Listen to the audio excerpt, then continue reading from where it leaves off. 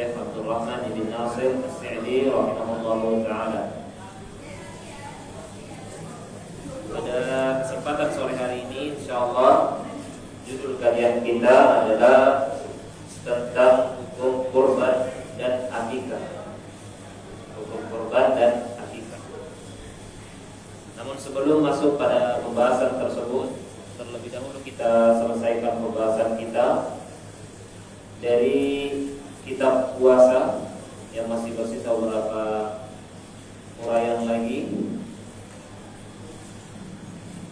Kita selesaikan terlebih dahulu pembahasan dari kitab puasa ini.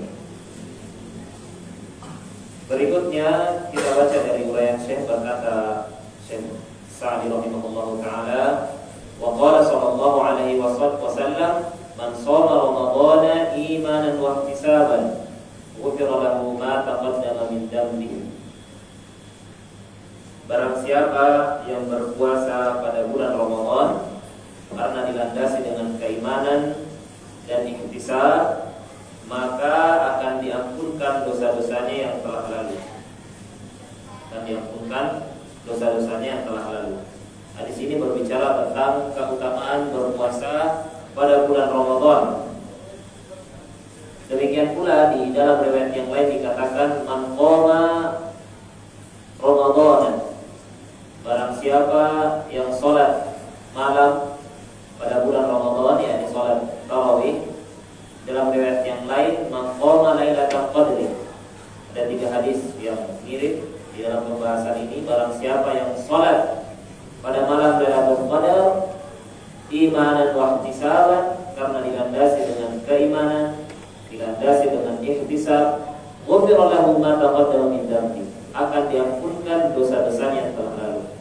3 hadis ini berbicara tentang keutamaan berpuasa pada bulan Ramadan, melaksanakan sholat tarawih, demikian pula beribadah di malam Lailatul Qadar. Maka apabila seorang muslim melaksanakan ibadah-ibadah ini dilandasi dengan yang pertama keimanan, dia beriman bahwasanya Allah Subhanahu wa taala memberikan janji-janji pahala bagi orang yang melaksanakan amalan-amalan tersebut. Dia beriman dengan janji-janji Allah Subhanahu wa taala tersebut, dan dia juga ihtisab. Ihtisab itu ada keinginan untuk mengharapkan pahala dari Allah Subhanahu wa taala. Bukan karena sekedar ikut-ikutan, bukan karena merasa orang di sekitarnya berpuasa maka dia juga harus berpuasa, tetapi memang dilandasi keimanan yang ada dalam dirinya. Ada ihtisab, keinginan untuk mendapatkan pahala dari Allah Subhanahu wa taala. Maka janji yang disebutkan oleh Nabi SAW, dosa-dosanya akan diampuni. Dosa-dosanya yang telah lalu akan diampuni. Tentunya adalah keutamaan yang sangat besar yang didambakan oleh seorang muslim. Siapa pula dari kita yang tidak ingin dosa-dosanya diampuni? Kita sadar kita memiliki banyak dosa, maka dengan adanya amalan-amalan yang dikhususkan oleh Allah Subhanahu wa taala, tentu ini adalah harapan yang sangat besar yang bisa kita manfaatkan dengan sebaik-baiknya agar dosa-dosa yang pernah kita lakukan itu diampuni oleh Allah Subhanahu wa taala. Namun perlu diketahui bahwasanya dosa-dosa yang diampuni oleh Allah Subhanahu wa taala melalui amalan-amalan ini adalah dosa-dosa kecil. Dosa-dosa kecil, bukan dosa-dosa besar. Karena dosa itu terbagi menjadi 2. Ada dosa kecil, ada dosa besar. Dosa kecil dan dosa besar. Dosa besar itu seperti berzina, mencuri, merampok, membunuh, itu semua dosa-dosa besar. Dosa-dosa besar tersebut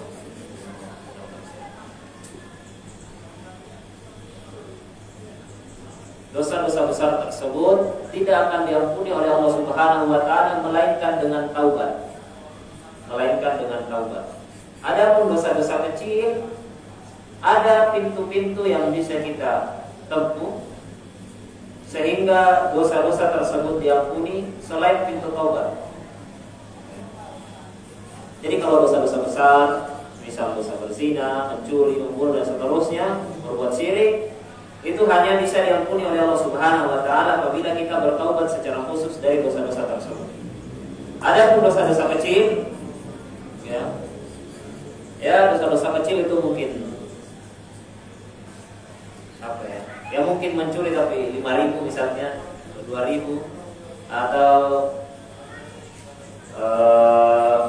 mungkin salah dalam berbicara, mengucapkan kalimat-kalimat yang mungkar, salah dalam melihat, salah dalam mendengarkan sesuatu yang tidak baik, maka mungkin ini bisa dikatakan dosa-dosa kecil yang bisa diampuni oleh Allah Subhanahu wa taala selain dari jalur taubat dan istighfar.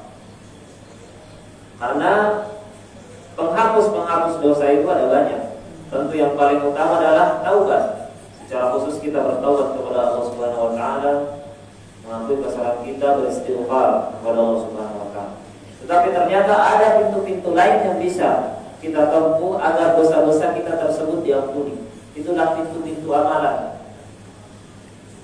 Allah Subhanahu wa taala berfirman, "Innal hasanati yudhibnas sayyi'at." Sesungguhnya amalan-amalan kebaikan itu sendiri menghapuskan keburukan-keburukan. Maka ibadah-ibadah kita itu yang kita lakukan itu secara global itu bisa menghapuskan keburukan-keburukan.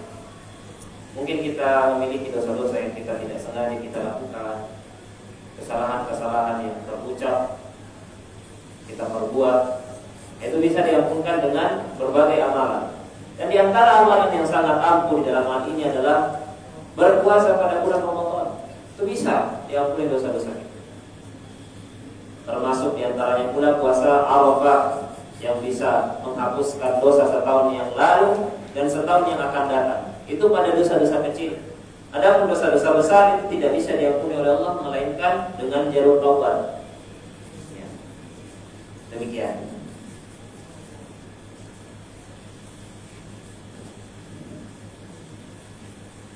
Kemudian penulis mengatakan, wa kana sallallahu alaihi wasallam, beliau membawakan sebuah hadis yang diriwayatkan oleh Imam Bukhari, Muslim, wa kana sallallahu alaihi wasallam ya'takifu al-'ashra al-awakhir min Ramadan hatta tawaffahu Allah, thumma i'takafa azwajuhu min ba'di. Dan Nabi sallallahu alaihi wasallam biasa melakukan i'tikaf. Ini tentang pembahasan i'tikaf, masih berkaitan dengan puasa Ramadan, di bab puasa Ramadan. Nabi sallallahu alaihi wasallam biasa melakukan i'tikaf pada 10 hari terakhir dari bulan Ramadan hingga beliau diwafatkan oleh Allah Subhanahu wa taala. Jadi antara kebiasaan Nabi sallallahu alaihi wasallam setiap tahunnya ketika bulan Ramadan tiba, beliau beriktikaf pada malam-malam 10 hari terakhir Ramadan. Ya. Kemudian istri-istri beliau juga melakukan hal yang sama ketika Nabi sallallahu alaihi wasallam sudah wafat. Artinya ini merupakan kebiasaan yang berjalan di tengah para istri Nabi, kemudian para sahabat. Dan tentu saja Nabi sallallahu alaihi wasallam tatkala beliau masih hidup. Maka ini menjadi dalil akan dianjurkannya melakukan iktikaf. Ya, iktikaf itu disunnahkan ya untuk laki-laki maupun perempuan, bukan hanya laki-laki. Laki-laki maupun perempuan yang penting aman dari fitnah. Maka disunnahkan iktikaf dan diakhiri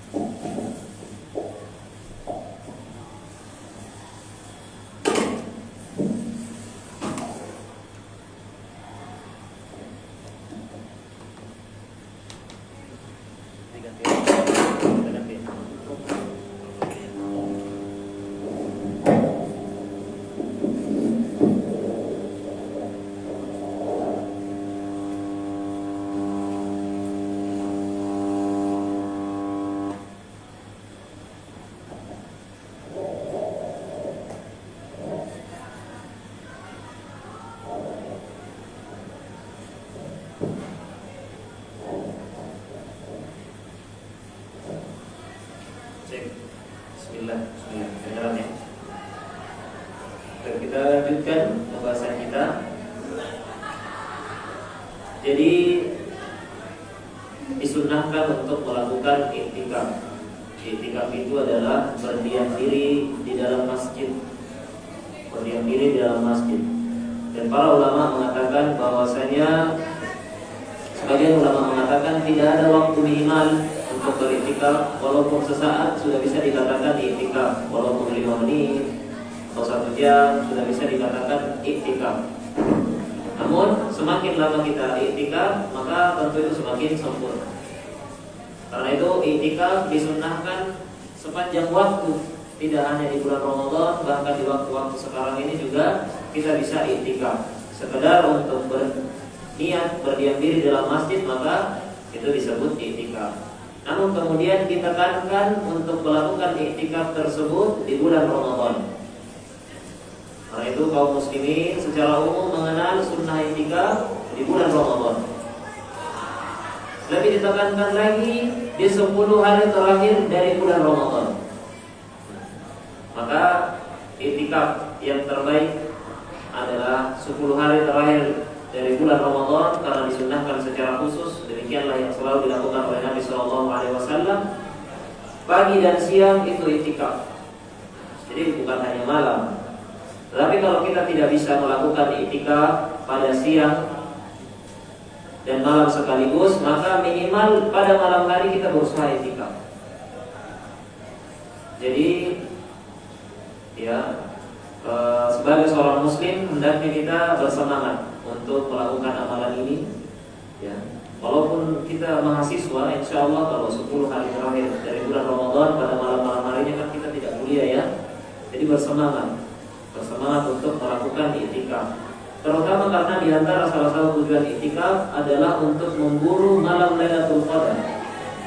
Malam Lailatul Qadar hanya turun sekali dalam 1 tahun. Pada salah satu malam di 10 hari terakhir dari bulan Ramadan, pada malam-malam ganjilnya. Maka apabila seorang muslim ingin mendapatkan dan memaksimalkan malam Lailatul Qadar, maka dia berusaha iktikaf. Walaupun sebenarnya malam Lailatul Qadar itu didapatkan oleh semua orang yang beribadah pada malam-malam hari di bulan Ramadan. Sedikit atau banyak pasti dapat malam Lailatul Qadar. Tapi semakin dia memaksimalkan malam-malam tersebut, semakin banyak pahala yang dia dapatkan. Karena namanya malam Lailatul Qadar itu mulai dari waktu maghrib hingga terbit fajar, masuk waktu subuh.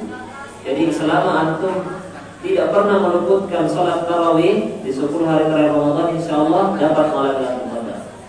Antum sholat maghrib dapat malam Lailatul Qadar, sholat isya itu seperti 1000 kali, 1000 kali atau 1000 malam untuk melakukan sholat tersebut.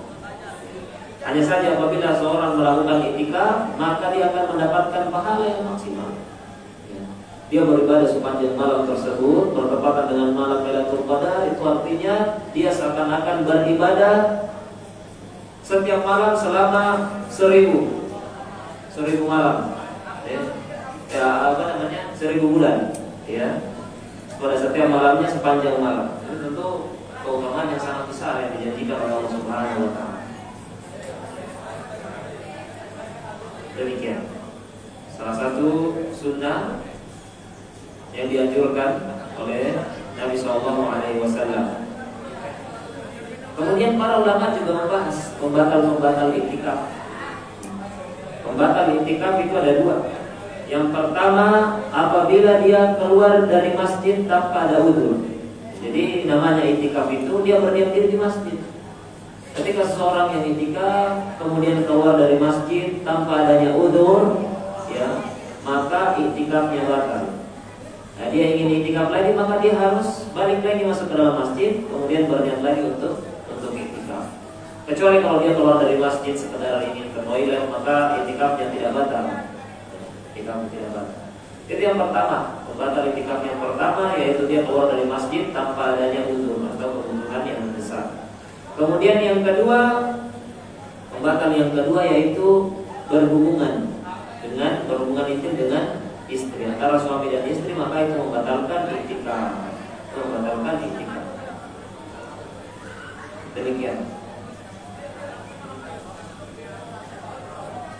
Biasanya kalau Nabi SAW ketika beliau i'tikaf, karena rumah beliau itu berada di samping masjid, jadi masjid dan rumah Aisyah istri Nabi SAW itu nempel.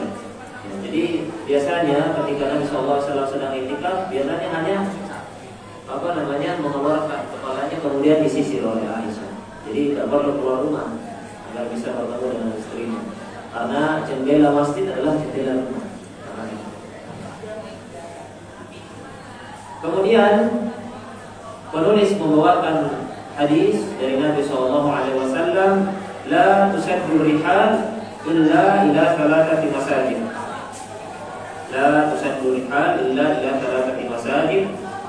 Janganlah menyengaja mengadakan perjalanan jauh untuk melakukan ibadah kecuali ketiga masjid. Masjidil Haram, Masjidi, yaitu Masjid Nabawi dan Masjidil Aqsa.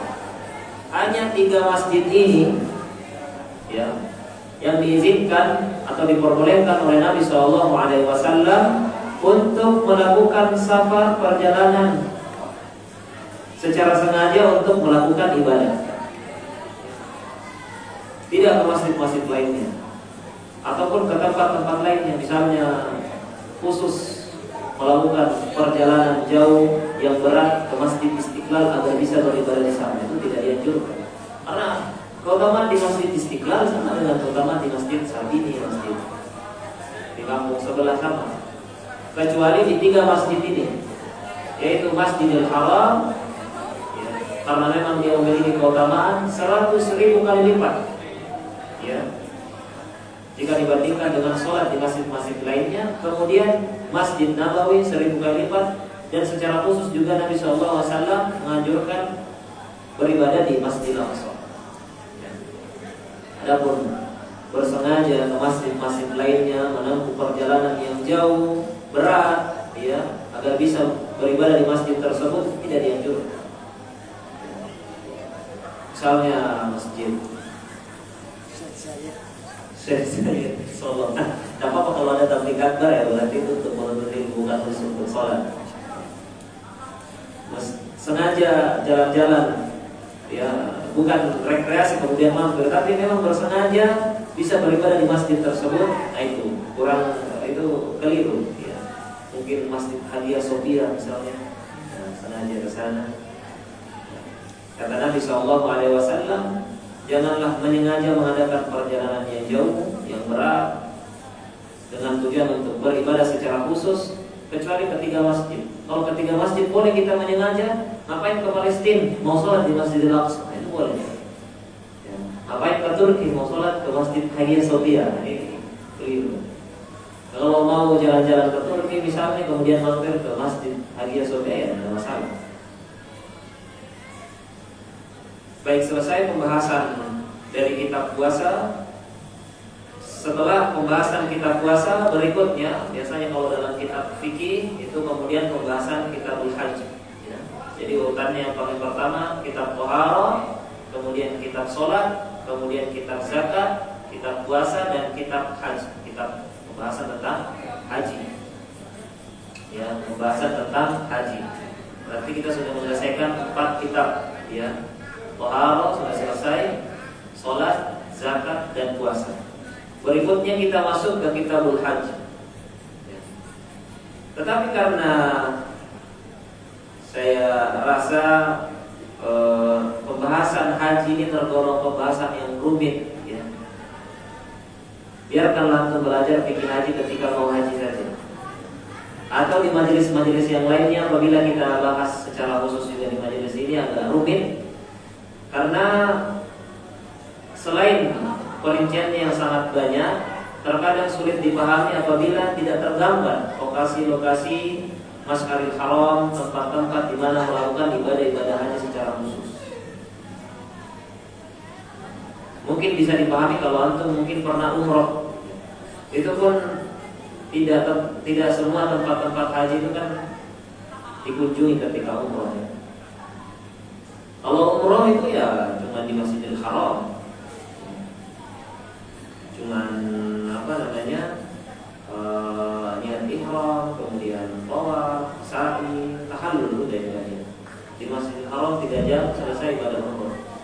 Kalau ibadah haji ya 5 hari, mulai dari hari tarwiyah, minimalnya 8, 9, 10 harus ada Mina, Musdalifah dan seterusnya. Nah, di mana pula Mina, Musdalifah di mana dan seterusnya, ini agak sulit untuk kita gambarkan. Maka yang paling mudah itu untuk belajar fikih haji itu apabila memang ingin berangkat haji dalam waktu dekat. Walaupun sebenarnya kami tetap menyarankan untuk menyempatkan belajar fikih haji di majelis yang lain sebagai bentuk tafaul, sikap optimis dan ada harapan ya kelak bisa berhaji, itu bagus. Tapi saya rasa kalau di majelis ini, di Masjid Sapi ini kita bahas tentang pembahasan kitab haji agak menyulitkan. Pembahasan sangat panjang dan cukup rumit karena banyak perincian. Karena itu saya putuskan untuk kita langkai pembahasan haji secara khusus ini. Ya, haji ini hanya bagi yang mampu. Ya. Kalau tidak mampu, tidak wajib haji. Tidak wajib haji. Kemudian kita melangkah ke akhir-akhir dari pembahasan haji. Di sana dibahas suatu pembahasan yang berjudul Babul Haji wal Udhiyati wal Aqiqah. Bab tentang pembahasan hadiyu, udhiyah dan aqiqah. Ya, ini tentang hewan sembelihan. Hewan sembelihan. Ada 3 jenis sembelihan. Sembelihan yang pertama hadiyu. Sembelihan yang pertama adalah hadiyu. Hadiyu ini adalah sembelihan yang disembelih oleh jamaah haji yang melakukan haji tamattu dan haji qiran. Karena ada 3 jenis haji: haji tamattu, haji ifrad, sama haji qiran. Nah, ini bagian 3 ini saja tuh sudah bingung. Nah, hewan hadiyu ini adalah kewajiban yang dikeluarkan oleh jamaah haji yang melakukan haji tamattu dan haji qiran.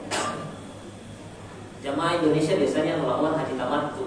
Haji tamattu itu 1 kali safar haji, dia umroh dan haji. Jadi biasanya kalau jamaah haji Indonesia itu kan biasanya 40 hari ya, 40 hari itu. Kalau yang haji reguler, kalau yang haji UNH plus atau haji apa namanya, haji furoda itu cuma ringkas biasanya. Jadi kalau yang haji dari pemerintah itu biasanya reguler, dan 40 hari itu. Jamaah haji yang baru sama-sama biasanya umroh dulu, kemudian setelah itu tahallul, ya. Selesai umroh nanti ketika tiba hari-hari haji, hari tarwiyah baru melakukan jamaah haji. Aslinya haji itu cuma 5 hari aja. 8, 9, 10, 11, 12, 13, 6 hari aja. Kalau 5 hari juga bisa sampai 12. Nah, kenapa kok jamaah haji Indonesia 40 hari? Nah, itu paket dari ini biar bisa sekalian jalan-jalan. Kota yang lain, dia menikmati kota Madinah. Karena ibadah haji itu tidak ada di kota Madinah, tapi pasti jamaah haji mengunjungi kota Madinah, tinggal di sana beberapa hari. Itu paket. Ya supaya ini juga apa namanya, lebih lama di sana, ya. Juga ya beribadah lebih lama. Sudah puluhan juta kita keluarkan, masa cuma beberapa hari di sana. Kecuali yang haji furoda memang banyak duitnya, berkali-kali ke sana. Baik. Ada namanya hewan hadiyu, sembelihan dari jemaah haji yang melakukan haji tamattu dan haji qiran. Kemudian yang kedua udhiyah. Udhiyah ini kurban. Hewan kurban ini yang dilakukan walaupun tidak jemaah haji di Indonesia juga kita berkurban, dan aqiqah, hewan sembelihan dari seorang bapak untuk anaknya yang baru saja dilahirkan. Kita baca uraian dari penulis. Taqaddama ma yajibu minal hadyi wa ma siwahu sunnah. Telah berlalu pembahasan hadyu di kitab haji, tapi kita tidak bahas. Dan selainnya itu hukumnya sunnah.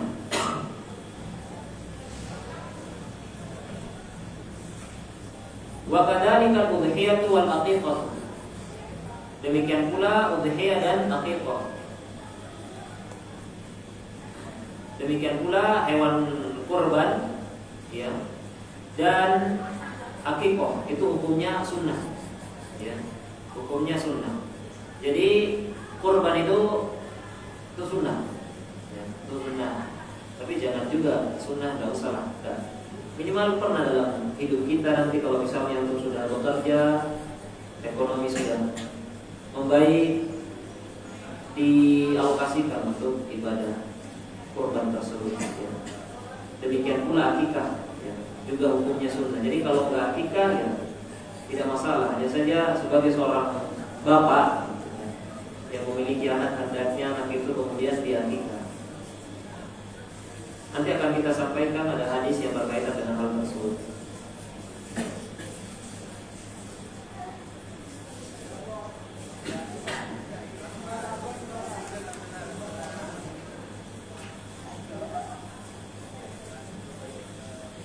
Adapun menyembelih, waktu menyembelih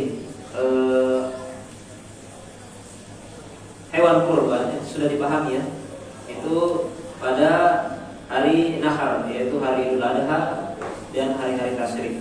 Jadi waktu menyembelih hewan kurban itu boleh dilakukan pada tanggal 10 Zulhijjah, 11 Zulhijjah, 12 Zulhijjah dan 13 Zulhijjah, sebagaimana yang berlalu bulan-bulan sebelumnya. Boleh dilakukan tanggal 11, 12 atau 13. Tidak mesti pada hari Idul Adha tanggal 10 Zulhijjah. Kemudian berkata penulis rahimahullah taala, "Wala yujzi'u fiha illa al-jada'u min ad-dha'n." Dan tidak sah dalam hal ini kecuali yang pertama al-jaza', yaitu domba yang telah genap berusia setengah tahun. Jadi syarat-syarat hewan sembelihan pada hewan kurban itu yang pertama bahimatul an'am, yaitu 3 jenis hewan. Apa saja itu? Unta, sapi, kambing. Ini saja yang boleh dikorbankan, ya, termasuk dalamnya domba, sama saja dengan kambing. Unta, sapi dan kambing. Adapun ayam tidak bisa dikorbankan. Jangan mengorbankan ayam. Oh, ini saya sanggupnya ayam. Ya, boleh-boleh aja menyembelih ayam, tapi ini tidak terhitung dalam hewan kurban, ya. Walaupun sebagian adat di sebagian daerah setiap Idul Fitri atau Idul Adha itu menyembelih ayam. Kalau di tempat saya itu pasti nyembelih ayam tuh, tapi untuk makan-makan di rumah itu, bukan untuk kemudian menjadi hewan kurban. Hewan kurban itu hanya dari bahimatul an'am, unta, sapi dan kambing. Dan kemudian syarat yang kedua, dia harus memenuhi syarat umur tertentu. Syarat umur tertentu yang pertama jaza'ah. Jaza'ah itu adalah hewan yang berumur 6 bulan, dan ini hanya boleh dari domba, ya, dari domba. Domba itu boleh kita korbankan walaupun umurnya 6 bulan. Jadi nggak bisa balibul, nggak bisa, baru 5 bulan. Cuman boleh paling muda domba 6 bulan. Kurang dari itu nggak boleh menjadi hewan kurban. Baru juga kecil 2 bulan baru keluar dari induknya langsung dikorbankan, nggak bisa. Yang kedua, ya, kata penulis wa mata malahu nisfu sanah, yaitu yang berumur 6 bulan, itulah domba saja yang boleh 6 bulan. Yang kedua, saniyu. Saniyu itu ada 3 jenis, yaitu unta apabila dia telah berumur 5 tahun, sapi apabila dia telah berumur 2 tahun, dan kambing apabila dia telah berumur 1 tahun. Jadi persyaratannya, ya, jadi hewan-hewan kurban yang antum saksikan itu, kalau sapi pasti dia sudah berumur 2 tahun. Anak sapi nggak boleh, nggak boleh. Minimal dia sudah berumur 2 tahun. Kambing minimal dia berumur 1 tahun. unta minimal dia berumur 5 tahun. Itu syarat dari sisi umur. Jadi jangan mengorbankan di luar dari 3 jenis hewan tersebut dan di bawah dari umur yang sudah ditentukan. Kemudian syarat berikutnya adalah syarat dari sisi sifat. Nabi SAW bersabda, "Arba'un la tajuzu fil adhahi." Ada 4 jenis hewan yang tidak boleh dikorbankan. Yang pertama, al-awra'ul bayyinu awruha. Ya. Hewan yang buta yang sangat jelas kebutaannya. Tidak boleh. Kalau kambing atau sapi kemudian dia buta, ya, dikorbankan, tidak boleh. Ya. Yang kedua, wal maridatu al bayyinu maraduha. Hewan yang sakit yang sangat jelas sakitnya. Jadi dia sakit. Sakitnya beda dengan manusia. Ada sakit yang tidak boleh sakit sendiri, tidak boleh. Ya. Ini diketahui oleh ahli sapi, ahli kambing. Yang ketiga, wal arja'ul bayyinu dhalluha. Kata Nabi SAW, yang pincang, yang sangat jelas kepincangannya sehingga dia tidak bisa berjalan dengan normal. Jadi jangan. Yang keempat, wal kabiratul lati la tunqi. Yang hewan yang sangat tua sehingga tidak punya sumsum tulang belakang. Sudah sangat kurus. Itu tidak sah untuk dikorbankan. Tidak sah untuk dikorbankan. Demikian pula apabila ada cacat yang lebih daripada itu. Ya. Misalnya bukan hanya pincang, kakinya tidak ada. Nah, itu kan lebih dari pincang. Berarti harusnya lebih tidak sah untuk dikorbankan. Maka tidak boleh untuk dikorbankan. Mohon maaf, Ustaz, saya cuma punya kambing segini, sudah sangat tua, tapi saya sangat bersemangat untuk beribadah. Ya, semangat beribadah harus dibarengi dengan sesuai dengan sunnah Nabi SAW. Mau gimana lagi? Gak sah kan itu. Gak sah. Korban yang jenis kambing atau sapi seperti itu. Adapun jika ada cacat-cacat yang kurang dari level tersebut, maka boleh saja. Ya, maka boleh saja. Ya, misalnya panuan, itu bukan cacat ya sebenarnya. Atau mungkin telinganya ada luka seperti itu. Di bawah levelnya dari 4 jenis cacat yang disebutkan oleh Nabi SAW, maka ini korbannya masih sah. Ini kita bahas secara ringkas saja. Kalau bahas secara panjang nanti waktunya tidak cukup. Penting fikih-fikih sederhananya dipahami. Wa yanbaghi an takuna karimatan kamilatas sifati wa kullama kanat akmala fa hiya ahabbu ila Allah azza wa jalla wa 'azama li ajri sahibi. Sudah selayaknya binatang kurban itu dipilih dari yang bagus. Jadi pilih kambing, sapi yang sangat sehat, besar, sempurna sifat-sifatnya. Semakin sempurna maka semakin disukai Allah dan semakin besar pahalanya. Makanya Masya Allah biasanya kalau korban-korban atau sapi-sapi yang dikorbankan oleh Bapak Presiden itu biasanya sangat besar. Ya, untuk melihat itu biasanya sapi-sapi yang ada di kampung kita itu masih terhitung kecil dibandingkan sapi-sapi yang biasa dikorbankan oleh Bapak Presiden kita. Masya Allah. Nah, apabila seorang mengorbankan ya sapi, unta ataupun kambing dengan sifat-sifat yang sempurna, hewan tersebut sangat sehat, dagingnya banyak, maka semakin disukai oleh Allah Subhanahu wa taala. Semakin disukai oleh Allah Subhanahu wa taala dan semakin bagus.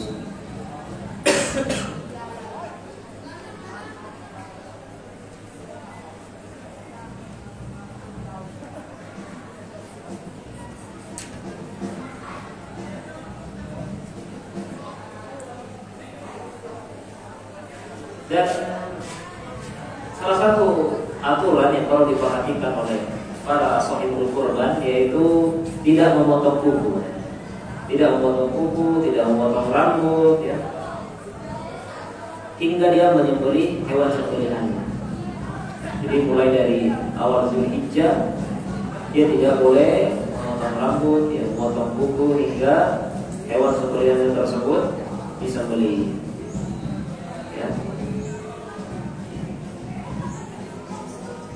Adapun keluarganya boleh-boleh saja. Jadi yang tidak boleh, yang terlarang hanya sahibul qurban tersebut. Adapun keluarganya itu boleh-boleh saja memotong kuku. Yang tidak boleh hanya sahibul qurban. Jadi kalau nanti untuk berkurban itu ditahan, potong kuku, potong rambut, potong kumis, sampai hewan tersebut disembelih. Ya, kalau hewan tersebut disembelih pada tanggal 11 Zulhijjah, ya masih belum boleh potong ketika mau Idul Adha, karena kan belum disembelih.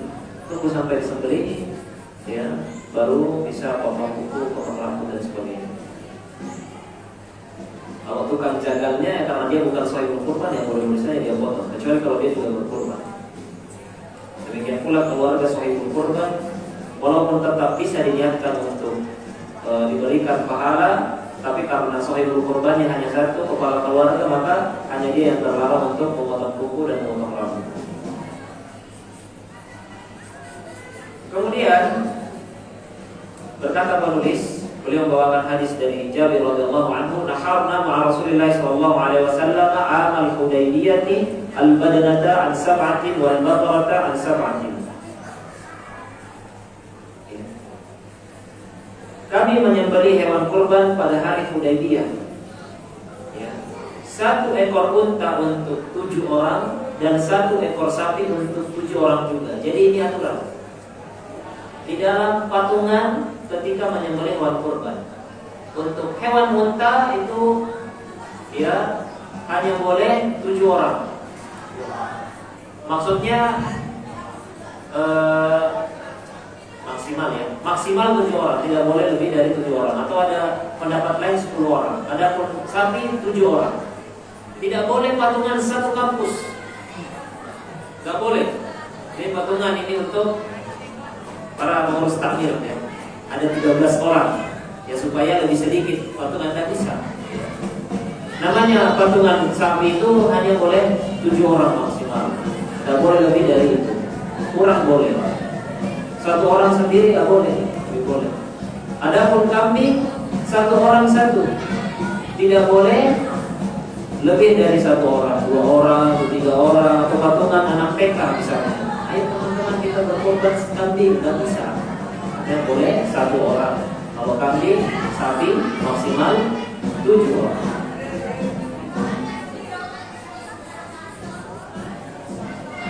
Demikian pembahasan udhiyah, hewan kurban.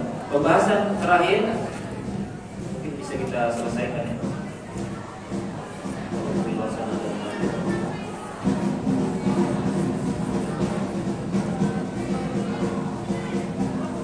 Atau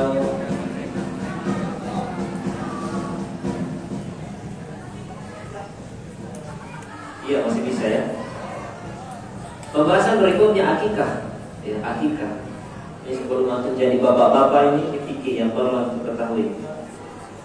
Waktu sanul akikah, akikah disunahkan bagi, ya, pihak ab, bagi bapak, bagi bapak.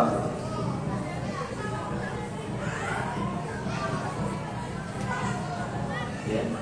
Jadi akikah ini adalah hewan sembelihan, ya, yang disunahkan bagi si bapak untuk dilakukan. Jadi ini kewajiban bagi seorang bapak, ya, bukan diri kita sendiri.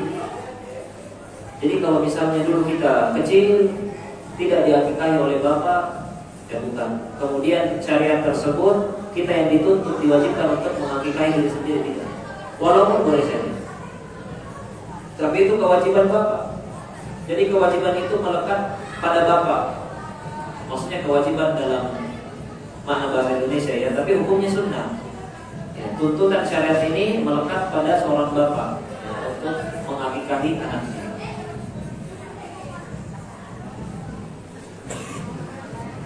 Anil ghulami syatani wa anil jariyati syatun.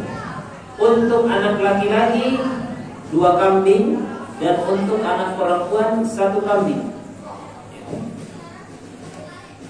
Jadi tidak usah terlalu bersemangat. Jadi saya masalah bersyukur 10 tahun baru dikaruniai anak, saya mau 10 kambing. Nah, juga 2 kambing ya, untuk anak laki-laki dan 1 kambing untuk anak perempuan.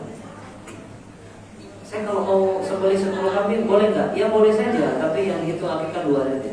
Yang lainnya ya dimakan-makan aja karena banyak mungkin kamu yang kamu undang.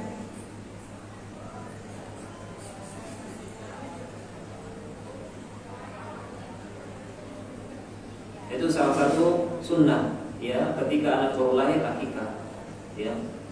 Akikah ini dilakukan pada hari ke-7 ya, dilakukan pada hari ke-7. Sunnahnya pada hari ke-7, kalau tidak sempat maka pada hari ke-14. Kalau tidak sempat hari ke-21. Kalau tidak sempat ya kapanpun bisa. Kalau belum punya uang ya sudah, tunggu kapan punya uang, walaupun mungkin anaknya sudah agak besar. Tapi kalau misalnya punya rezeki ya hendaknya sesuai dengan sunnah Nabi SAW dilakukan pada hari ke-7. Pada hari ke-7. Hari ke-7 ini dihitung mulai dari hari lahir. Jadi kalau misalnya dia dilahirkan hari Senin, akikahnya hari apa? Hari Ahad. Hari Ahad. Hari Ahad. Itu kalau lahirnya pada siang hari. Nah, kalau lahirnya pada malam hari, hitungnya mulai besoknya. Jadi kalau dia lahir tadi kasus pertama lahir pada hari Senin pagi atau Senin malam, Senin siang, maka dia akikahnya hari Ahad, disembelihnya hari Ahad. Tapi kalau misalnya dilahirkan Senin malam, maka baru dihitung hari Selasa, sehingga nanti akikahnya hari Senin. Gitu. Ya.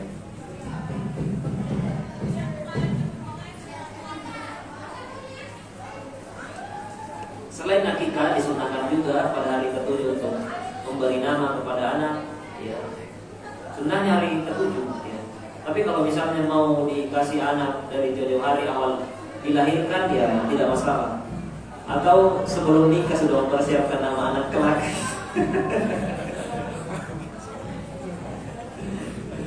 Apa-apa kan semangat gitu kan, Masya Allah. Sejak ta'aruf, kira-kira nanti nama anak kita siapa?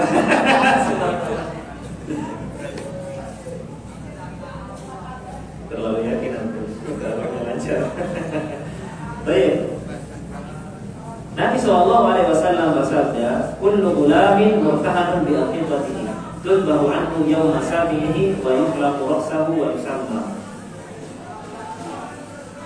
Setiap anak tergadai dengan akikahnya, kemudian hewan tersebut disembelih pada hari ke-7, kemudian juga rambutnya digundul, jadi disunahkan pada hari ke-7 digundul. Kemudian wayusama dan diberi nama pada hari ke-7 tersebut. Apa maksud murtahinun bi aqiqatihi, tergadai dengan akikahnya? Apabila dia belum diakikah maka anak itu tergadai. Maksudnya akikah itu dikatakan oleh para ulama, akikah menjadi sebab ya anak tersebut terlepas dari kegelisahan dalam masalah agama dan dunia.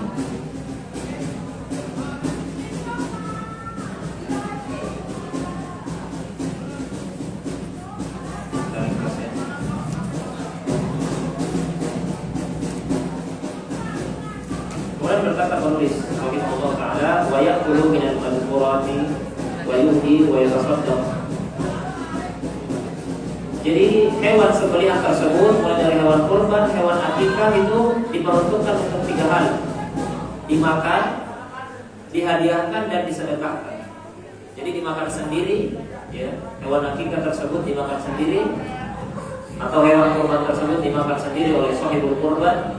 Kemudian dihadiahkan untuk orang-orang yang mampu, dan juga disedekahkan untuk orang-orang miskin. Jadi jangan dimakan semua. Hewan kurban dimakan semua, disimpan untuk 1 bulan. Jadi kan kurang sesuai dengan tujuan disyariatkannya kurban, agar bisa dihadiahkan, bisa disedekahkan kepada orang miskin. Tapi dia berkorban untuk kepentingan dia sendiri. Ini keliru. Hewan kurban demikian pula hewan akikah itu dimakan sendiri, dihadiahkan, dan disedekahkan. Apa beda dihadiahkan disedekahkan atau tadi hadiah untuk orang mampu disedekahkan untuk orang miskin. Wala yu'til jahira ujratahu minha bal yu'tihi hadiyatan aw shadaqatan. Kemudian tidak boleh memberi upah orang yang menyembelih, yaitu tukang jagalnya, dari daging tersebut. Hanya saja boleh memberikannya sebagai hadiah atau sedekah kepadanya.